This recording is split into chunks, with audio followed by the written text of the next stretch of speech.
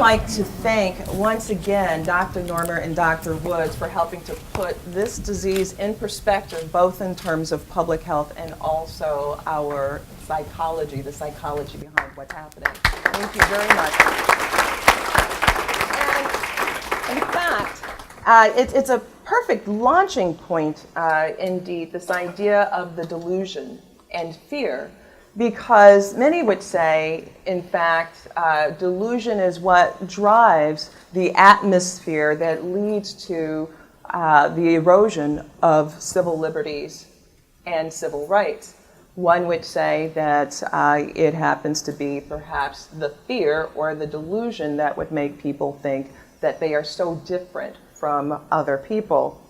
And I'll start with that in the atmosphere. And pose a question to Dean Chemerinsky about what are the civil liberties that happen to be at stake right now. You've written recently an article that Time magazine has said was one of the most brilliant articles of last week. And the article, and it wasn't even published in Time magazine. Go figure. And the article was entitled, "Don't Let Ebola Kill Civil Liberties." So what inspired it, and what made you think that Ebola could in fact kill civil liberties? Let me start by speaking as Dean and taking a moment to thank Michelle for putting together this wonderful program that's so great for the law school. And thanking Professor Neumer, Dr. Woods, Reverend Jackson for being here today. This is just a wonderful thing for the law school. Quarantining a person is taking away that person's civil liberties. Quarantining a person may result in the person being imprisoned, certainly results in restriction of freedom of movement.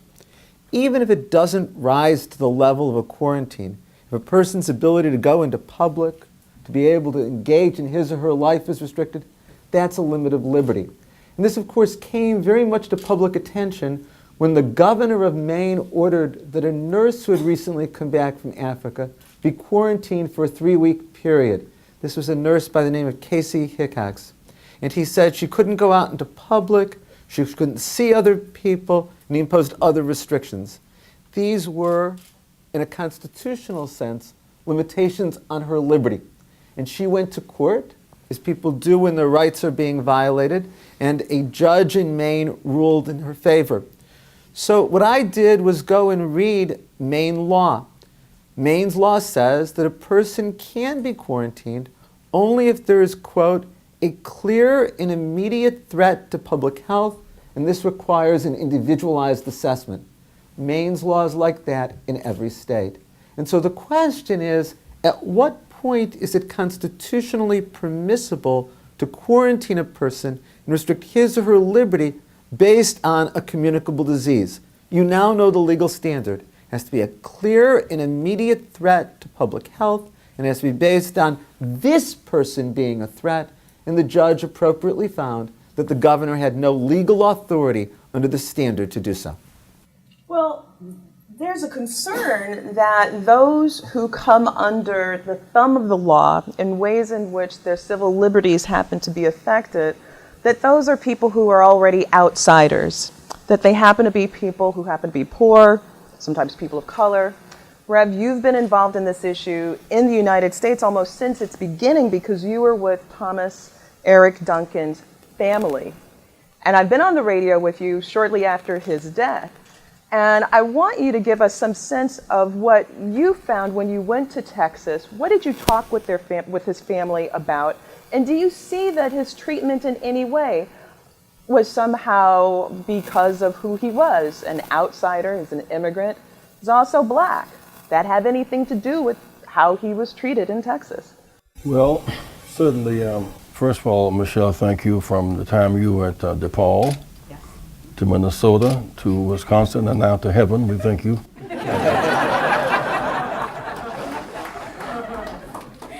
I was also able to marry you. That was an illusion of hope. Let me say that race mania creates delusions of fear. well, ignorance, fear, hatred, and violence. And somewhere in there's something called stereotypes. When Mr. Duncan left Liberia, he did not know what Ebola was. He did see a woman he knew who was pregnant and was sick, and tried to do a morally correct thing, assist her to the hospital. She later died. He already had his ticket to come to America 2 weeks before. You get to the airport in Liberia, you go through 5 stations to test. 2 of the doctors on the outside the airport and 3 inside to see if you have any signs of Ebola. He didn't just like walk on and slip on to try to make him the scapegoat. He came to America, he had no symptoms of Ebola, no high temperature, no fever, no vomiting, no diarrhea, none of that. And he went home to be with his family and engage with them. Certainly if he had thought he had a communicable disease, he would have not done that. And by the way, he stayed with them and they were quarantined, but none of them ended up with the Ebola symptom. By the way, he engaged with them in every conceivable way. He went to the hospital when he began to get high fever and vomiting and diarrhea and stomachache.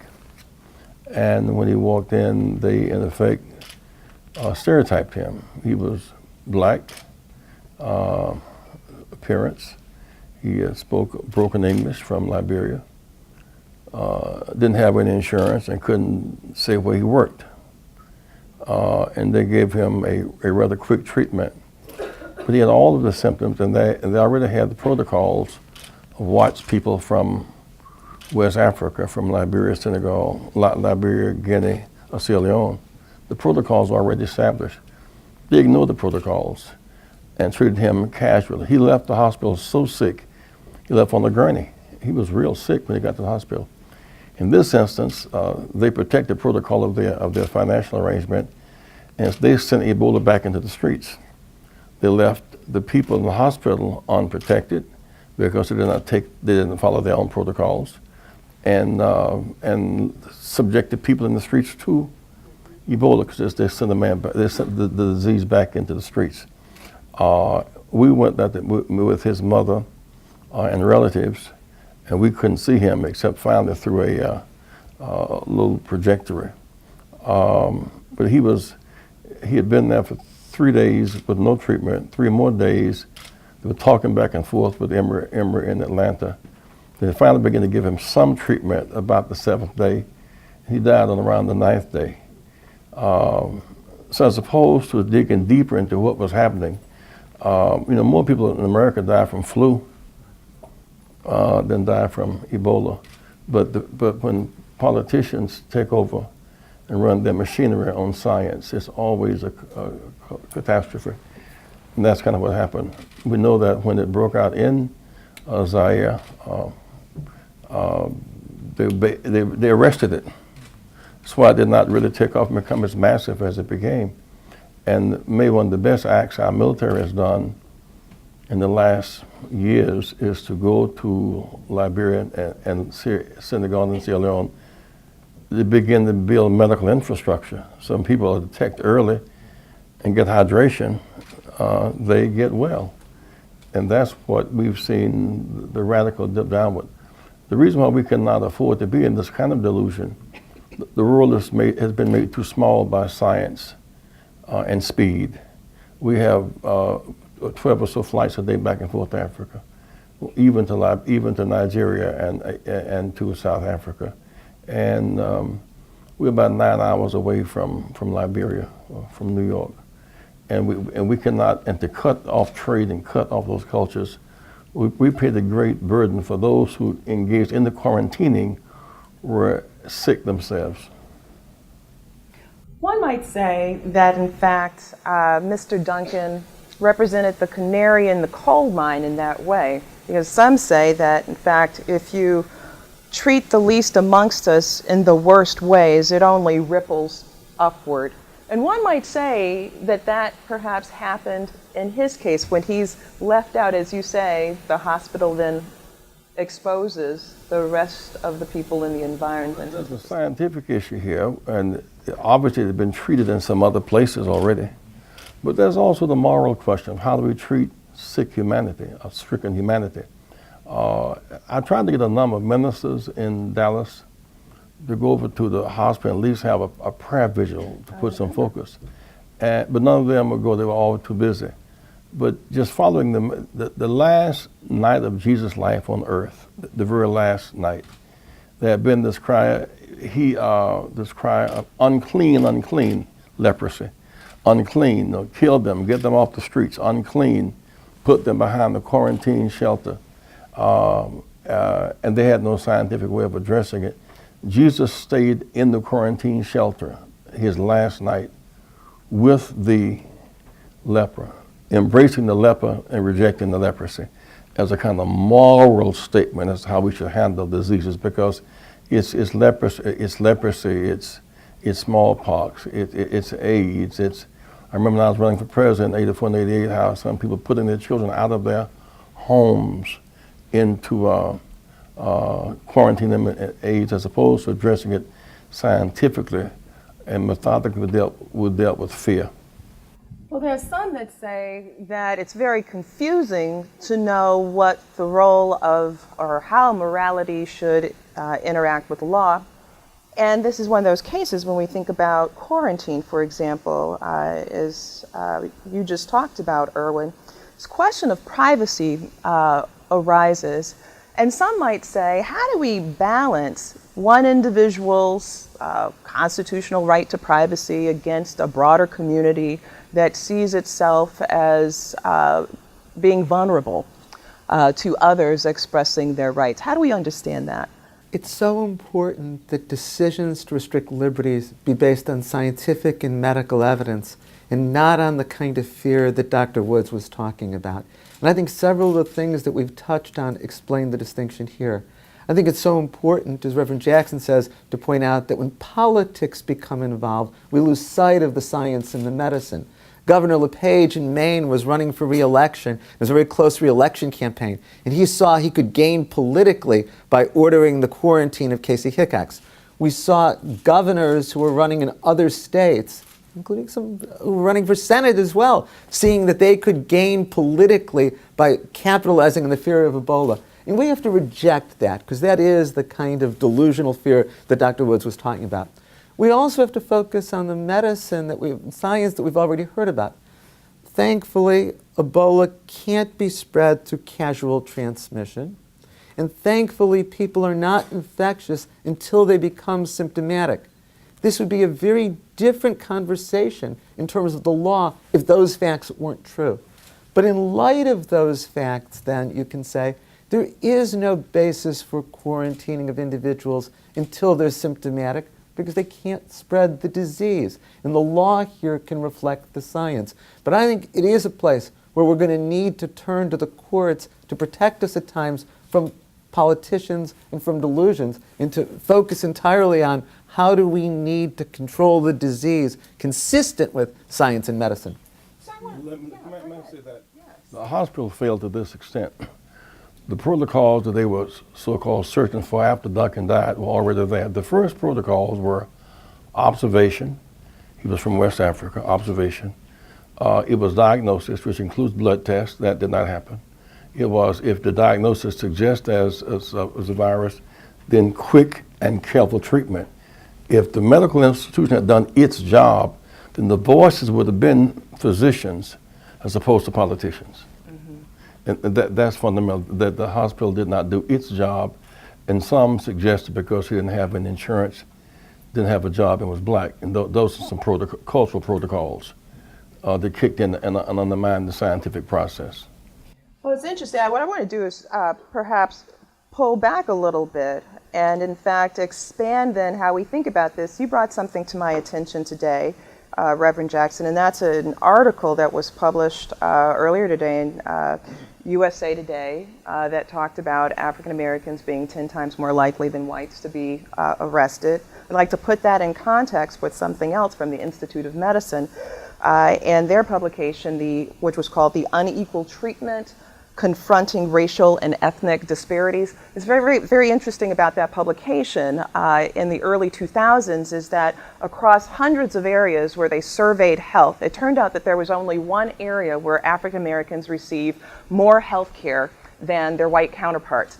And that was happened to be with amputations. Blacks were 6 times more likely to have a limb amputated than whites, and that's where they got more care.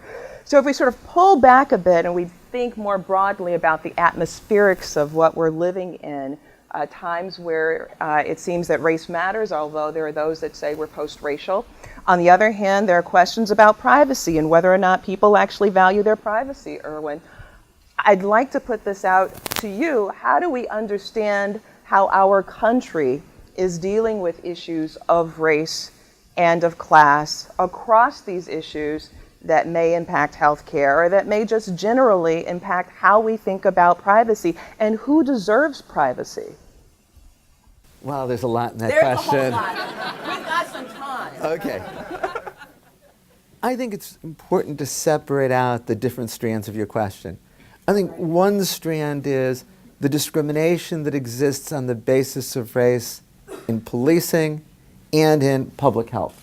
And those are important things to talk about, and we could certainly talk about in terms of arrests, prosecutions, convictions, sentences, even death sentences, when it comes to African Americans and Latinos, discrimination in the criminal justice system. We can also, and I know much less about this part of it, talk about the discrimination that exists with regard to public health. For every age group, morbidity and mortality rates are much higher for African Americans and Latinos than they are for whites. And of course, this also correlates to poverty. The reality is that 35% of those in the United States who are African American are below the poverty line. 33% of Latinos are, but only 18% of whites are. And the difference in poverty among children compared to African Americans, Latinos, and whites is enormous. And that, of course, relates to public health as well. So we can talk about the racism that exists there. We can also talk about, and this goes to what the prior speakers were addressing, the way in which fear of disease may be related to race and also to unpopular groups. I thought the point that was made earlier of the fact that HIV had such an enormous stigma was in part, of course, because we didn't know what caused it, in part because it was at that time incurable, but in part because it was affecting groups, especially gay men, heroin users, those from Haiti, who were unpopular groups, and that was some relationship. We'll never know to what extent the hysteria over Ebola is in part because of race, and would it be different if it was a disease that was coming from white Europeans as opposed from Africa? We can't ever sort those things out, but that's certainly related. What's interesting is the E-virus, which is a virus that probably some of you have never even heard of, but in the same period of time that we've been concerned about Ebola, there are 43 states that have been affected by the E-virus, which is highly contagious, and there have been more deaths. I'm not sure what the death count is right now. It's under 10, I think, but more than 5. At the same period of time. No talk about quarantining in the 43 states where the E-virus has landed at all. No quarantining of villages, cities, counties, hospitals, anything like that. But you've got to keep in mind here, and this goes to Dr. Wood's presentation, of what causes public hysteria. People had heard of Ebola before this latest recent outbreak. You might remember the book, The Hot Zone. You can think of other books, movies that have been based upon it. Ebola is a disease that causes enormous fear. A new disease, like what you're talking about, doesn't immediately tap into the fears. And the deaths that were described from Ebola, where it was called Ebola hemorrhagic fever, caused the kind of fear. And then you get to the part of your question that deals with privacy. And one thing that I want to say that we haven't talked about is, and I'll focus again here on the governor of Maine, LePage. He said, we're not going to be able to protect this nurse from vigilante action. And the judge who ruled in her favor said she might be in danger from vigilante action. And when you're talking about a disease where very few people in this country, probably less than the fingers on one hand, have yet been infected by the disease, and the hysteria is so great that we're already talking about a governor, a judge talking about the possibility of vigilante action against her, you really then get to, that's going to be the threat to privacy, that's going to be the threat to civil liberties and where it's going to come from. Dr. Michelle, what also strikes me is that poverty is a weapon of mass destruction. Poverty is a weapon of mass destruction. And racism is a mental delusion that we have adjusted to as norm. It's a blinding disease where one has certain assumptions about the superior illusion of race when in fact it's a delusion and insecurity. It strikes me that to that extent, a coal miner dies every 6 hours today from black lung disease. You don't get black lung disease because you're black with lung disease. You get it from working in coal mines. And meeting out to see people with the most political power are willing to unravel the insurance access to people having it for the first time because they really want affordable health care but don't want Obamacare. Why is that? They want an omelet without the eggs. They really want an omelet with no eggs, please. And that's the way sick people think. And people who've had insurance, got insurance now for the very first time. And that is a matter of great concern that we now are in a position, there were 56 million Americans who had no health insurance 5 years ago. Now it has radically dropped.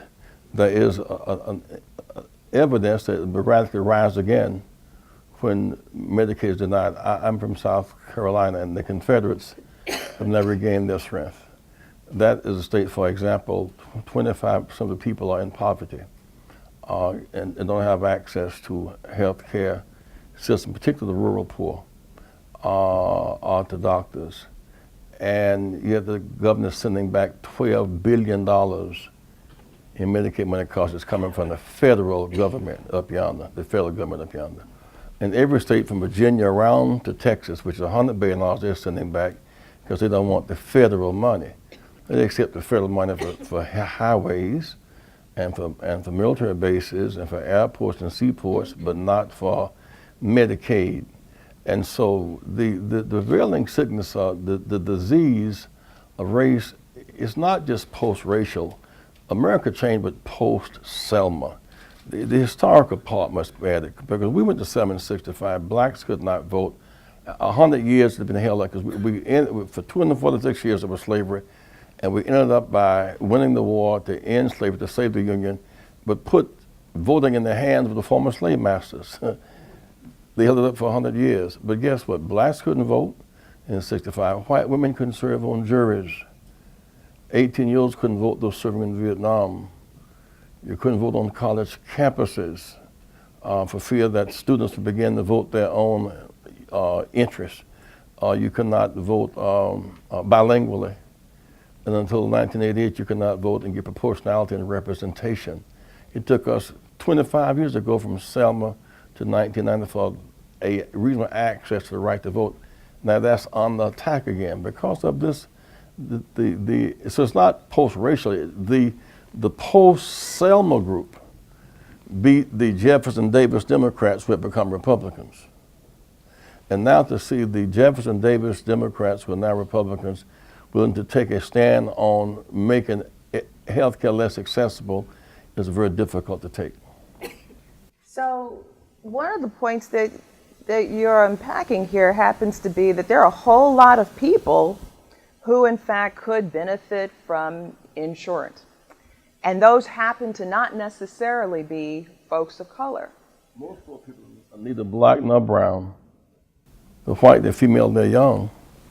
Whether white, black, or brown, hunger hurts. And the classic case was the McConnell race this time around. He is a senator from Appalachia, arguably the poorest, hardest working, most veterans in the country are in that zone because of the military patriotism, so many veterans there. And yet his opposition would not argue the case for how many people were once uninsured, they are now insured. Malnourished, now insured. Once you get a crippling disease or disorder, you have no idea which way the cost is going because you don't know the depth of whatever you may have contacted in one way or another. And yet he was able to run an anti-accessible health campaign among sick people and win. Well, you know, you're not the only one talking about Republicans. It seems that Erwin, in your Don't Let Ebola Kill Civil Liberties, you also mentioned Republicans too. You say, in fact, a number of Republican candidates around the country have tried to use worries over Ebola as a campaign issue. What do you mean by that? They did. It was astounding to hear some of the political rhetoric leading up to the November 4th election, in essence blaming President Obama for Ebola and President Obama for not doing more to stop Ebola. And you might have heard some of this, some of the Republicans running for governor and senator saying that President Obama should close the borders and keep people from these West African countries from coming to the United States. There's no medical evidence that this would be necessary to prevent the spread of disease, and yet this was being advocated. Some Republican candidates urging broad quarantining of individuals who were coming back from Africa. One of the things that none of us have mentioned today is what we're often talking about in terms of quarantining is healthcare workers who put their own lives at risk by going for humanitarian reasons to provide treatment in Africa. And that instead of thanking them and admiring them, we're taking away their civil liberties and want to quarantine them and invade their privacy. And that's what was being urged in the political rhetoric. And it's very distressing. You're absolutely right. In fact, those who've been treated in the United States have been those who were engaging in humanitarian work, many working with Doctors Without Borders in countries that have been most hit. And in fact, the criticism from their supporters has been that, in fact, we haven't thanked them. We haven't appreciated the fact that they have been doing very noble work. That's why the janitor, the maid and the cook, the least of these must be respected on our campus is those who clean behind us, those who cook our food, those who care for us must be given a higher sense of justice and appreciation. It's interesting, the only place where we overcome these irrational delusions to some extent is on the athletic field. That's where you have Alabama plays LSU, and this red and white versus purple and gold. And people in all kind of political positions and religious positions are screaming at the top of their voices. And when it's over, there's almost never a fight on their tailgate party. See you next year. What makes the athletic field a place where the most irrational people, called fans, called fanatics, can play together and in violent confrontation and live with the outcome? It's the conditions. Whenever the playing field is even and the rules are public and the goals are clear and the referees are fair, there's any doubt, replay, and the score is transparent. Those conditions lend themselves to a fairness. And if on the football field, if those who you can inherit some yards based upon your parents' wealth, or you had to run 12 yards for first down because you came from a single parent household. If you run all that stuff into the game, you couldn't have there's something about the ballgame that's just. You like it. Your team may lose, but it's still just. And justice have to do with something called equal access, equal opportunity, and fundamental fairness. All right, so then let's talk even more about fundamental fairness and what that means in the political landscape that we're in today. So, Erwin, what does that mean, right? The Constitution itself, in its text, promotes that, but we don't necessarily always see that in operation. Let me focus on it in this context, though certainly I'm glad to talk about it in other contexts or more broadly. We've only had, as we've all pointed out, a handful of cases of Ebola in the United States. What if, God forbid, there's many more cases of Ebola in the United States? What if the communicable disease that we're talking about is one that can be spread through airborne transmission, which Ebola cannot? What if it's a disease that can be spread before a person's symptomatic, and Ebola cannot be spread that way?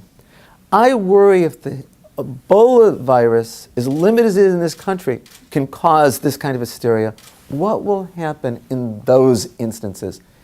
And everything that I've read says that that may happen. What happens then? And to me, what's so important, this is my answer to your question, is it's so crucial now that we establish our principles with regard to civil liberties before we get to that day. And I think the law that's been established in this area is very relevant and is very useful. And it's what I began with. In order to quarantine a person, to restrict somebody's civil liberties, it has shown that there's a clear and immediate threat to public health, and it has to be an individualized assessment showing that person is the threat. And if politicians give in to the hysteria, then that's where we really need the judges, like the one in Maine, to stand up and say, we have to follow the law. We don't take away people's rights just on the basis of fear, and certainly not on the basis of race and fear combined. But Doc, also the forms in which quarantine occurs. There's some law in California for the next 5 years, you'll raise tuition costs 5% for the next 5 years. That's going to quarantine a lot of people out of school. they can't get over that wall. Student loan debt is greater than credit card debt, automotive debt. Now you call it another nicer word, but it in fact locks some in and locks some out.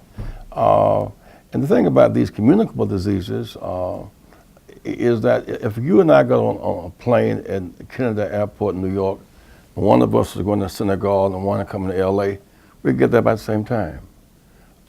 This world is much too small. It's a world without walls.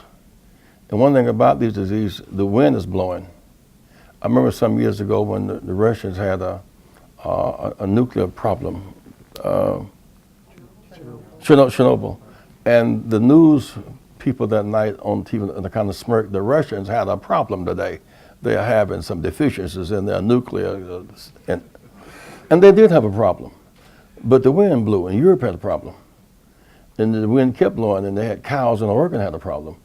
The world is much too small for us to accept this level of sickness in high places. And that's why those of you who are being educated now must be bulwarks against the kind of madness that limits our growth and our good health. So in fact, circling back with that, and Erwin, your recent book, you talk about how the judge in Maine got it right. But you're a critic of our current Supreme Court. You talk about in your most recent book, which by the way he has signed for you all, that the courts get it wrong, and that sometimes judges do get it wrong. Yes. And we're spending quite appropriately a good deal of time talking about race. And the Supreme Court through American history has a dismal record with regard to race. We only have to talk about Dred Scott versus Sanford and Plessy versus Ferguson, and as recently as a year ago, June, Shelby County, Alabama versus Holder, the first time since the 19th century that the Supreme Court has declared unconstitutional a federal civil rights law dealing with race. We only have to talk about 5:30 a.m. on Saturday morning, October 18th, where the Supreme Court allowed a Texas law to go into effect despite a federal district court judge holding a 9-day trial and writing a 143-page opinion saying it keeps 600,000 people from voting, overwhelmingly African Americans and Latinos. And what history tells us is that the Supreme Court has historically done a terrible job in times of crisis in yielding to public hysteria and not standing up to it. Think about the Japanese internment during World War II, where the court allowed 110,000 Japanese Americans to be uprooted from their lifelong homes in places when President Franklin Roosevelt called concentration camps. So I am mindful of the failure of the courts in those areas, and these failures are directly relevant to what we're talking about today. And yet, I still have more confidence that there will be judges who will enforce civil liberties and comply with the law than politicians who are facing elections. And so that's why I look at what the governor of Maine did, and I look at what the judge in Maine did, and the judge did a whole bunch better job than the governor of Maine did just a few weeks ago. But what's frightening, while we kind of hold the illusion of courts and justice and we know better, is that as the courts are vetted through a process that pardons them on the route to the court, I mean, when the court looked at the qualification, or lack thereof, of Clarence Thomas, or the positions of Scalia, they came to a political process that approved of their narrow views and interpretations of law. And what is distressing in this season for you who are students in the main is that this Congress would not have passed the '64 Civil Rights Act. This Congress would not have passed the '65 Voting Rights Act. This Supreme Court would not have passed the '54 decision unanimously, certainly. And that creates a certain darkness in the country.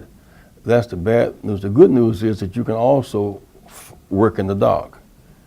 You don't have to give up because it's dark. If you work real hard by night, the morning doth come. So you can't give up because it's dark, but you must not misread this darkness. And you can't just, and some people don't know the difference between Africa and a county, Africa and a country, Africa. You can get America and China and Europe and Africa and have some land space left. Kids at and Hilton Head and Nigeria playing in the same water of the Atlantic Ocean. I mean, this is a very different world in which we must have a global view and see the world through a door, not just through a keyhole, if we are to be a source of strength in this world. Well, one last question before we open it up, and we'll just do a slight moment for some transition here with getting some tables here and to get Dr. Woods and Dr. Neumer here. Erwin, I'd like to push you a bit to sort of think about these winds blowing that Reverend Jackson talks about, right, and the mindfulness. And this is not just localized. How do we think about the law in its global capacities to respond to this so that we're not just speaking of this or thinking of it in terms of individualized judges who might do the right thing, but how can we think prospectively about collectively working on international platforms that actually mean something, that actually lead to results? Let me speak about this country and the law, because that's much more what I know about, and there are others in the room who know much more about the international platform than I do. And it's something that I said a bit ago. I think it is so important now, when we're not really facing the spread of a communicable disease in this country, to establish the clear legal principles. It's essential that forums like this occur all over the country. It's essential that law professors get out the word in every way they can. And there may be a communicable disease again that requires quarantine. None of us can deny that there are instances where quarantine has been essential in the past and is necessary in the future. But let's be clear, it's only appropriate if there's a clear and immediate threat to public health, that there's no other way to protect public health, and we're only quarantining those where there's demonstrated scientific and medical evidence that would warrant it. And I think we need to have this legal principle clear in everybody's mind now before we get to the crisis. Also, we're now facing forces who fight war against us, not just with a different color uniform, but through germ warfare, which is a very different form of warfare than what we've really known before. The kind that we spread with napalm. And we were spreaders of germs in the Vietnam War. And so it's hard to have the moral authority unless we accept the rules of the moral authority. We tend to look back and take pride in our progress, and we ought to, but we have a way of disgracing martyrs but loving martyrs. And so often those who paid the price for us to be as good as we are today face utter rejection in their time. That's why I'm glad the people, Dr. Andrew, Dr. Woods, and you, Dean, today, because someplace, and at this law school, somebody must begin to make sense against the odds. And somebody must be able to make sense against the odds, a kind of alkali to the poison. We must be that force. That's why I said, they're talking about post-racist. We were not post-racist, we were post-Selma. That was the breaking line between who could and could not vote. The post-Selma generation won to elections. But unfortunately, they had such a faint of heart, they would not fight for the ground that they gained in the last election. And they faint. You don't lose. Deep water does not drown you. You drown because you stop kicking. And a lot of people didn't kick, and they drown. That does not mean that you have to drown because the water is deep. It means that some people do, but others must not.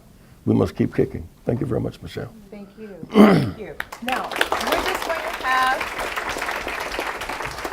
have